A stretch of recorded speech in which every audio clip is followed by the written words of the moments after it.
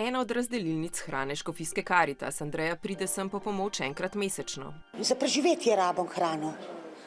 Ni dovolj denarja? Ne, nimam, nizko penzijo imam. Opažate zdaj, ko so šle cene gor, da je še težje preživeti? Težje, ja.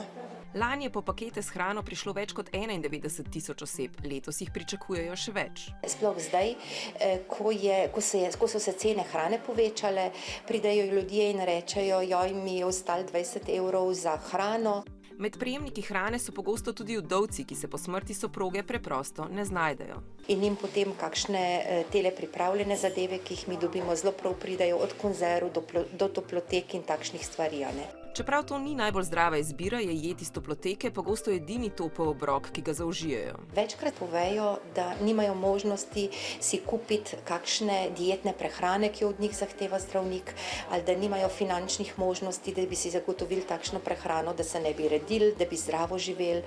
Pomanjkanje denarja pa ni edini razlog za slabo prehranjevanje v starosti. Posebno tisti, ki so osamljeni, se srečujejo tudi s problemom nevoljnosti ali pa brezvoljnosti pri tem, da bi uživali pri prehranjevanju. Tako da ta socialni moment je pri starejših izjemno pomemben. Ljudje dobijo hrano, pa jo ne pojejo.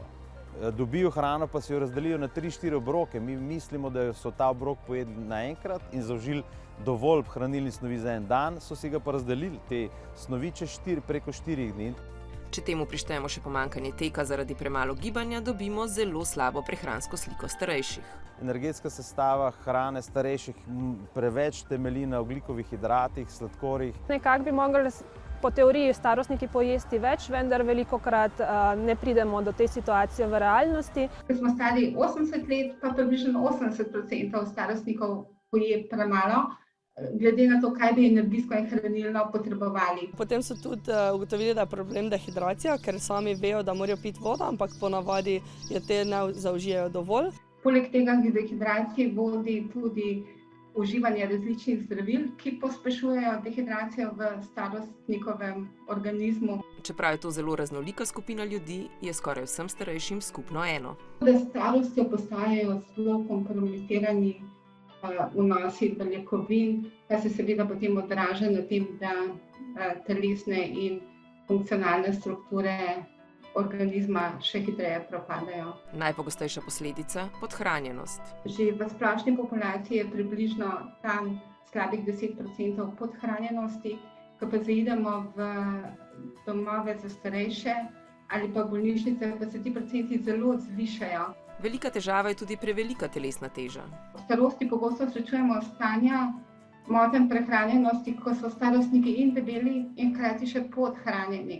Tako da moramo dejansko vsakega starostnika, kar se tiče debelosti, obravnavati individualno, da ne bomo naredili še večje škode, ko ga bomo recimo zaradi tega, da bi lažje obvladali bolezenske spremembe povezane z debelostjo, ob tem še podhranili, potem bomo dobili pa res zdravstveno slabega starostnika. Kar bo vodilo v manj kakovostno življenje in bistveno dražjo zdravstveno oskrbo starejših oseb, kot če bi se te ustrezno prehranjevale.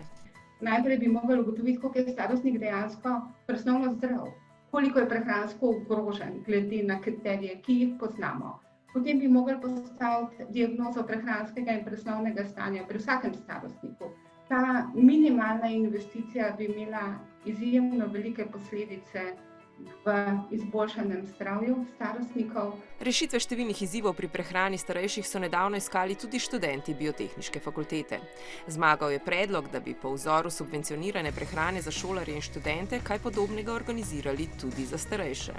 Ker bi vključevali subvencije strani države, subvencije strani kakšnih občin, vključevanje že kakšnih centrov, ki že obstajajo, pa se ne ukvarjajo toliko s prehrano. Naše obroke bi vsakodnevno za starostnike zagotavljal nek kvalificiran prehranski strokovnjak, da bi se s tem zagotovili neko konkretno prehransko oskrbo starejših. Bi starostnikom ponudili vsak dan en topel obrok, zraven bi pa ponudili tudi asistenco na domu, se pravi tudi prevoz obroka na dom, pa tudi druženje, se pravi to socialno komponento, ki je starejšim zelo pomembna.